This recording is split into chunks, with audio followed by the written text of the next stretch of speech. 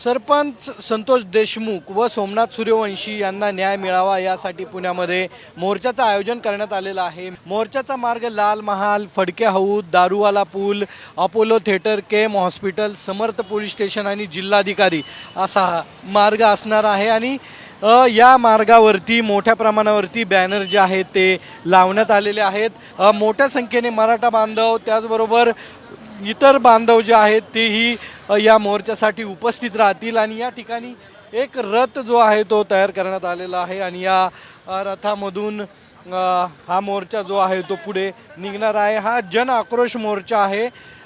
सरकारचं लक्ष वेधण्यासाठी या मोर्चाचं पुण्यामध्ये आयोजन करण्यात आलेलं आहे। वैभवी देशमुख या मोर्चाचं नेतृत्व करणार आहे आणि ती पुण्यामध्ये या मोर्चात सहभागी होणार आहे। कॅमेरामन सुमित भोसलेसह सागरवाड, साम टीव्ही, पुणे। देश विदेशातील प्रत्येक घडामोडींचे लाईव्ह अपडेट मिळवण्यासाठी आता साम टीव्हीच्या सर्व सोशल मीडिया प्लॅटफॉर्मला लाईक, फॉलो आणि सबस्क्राइब करा।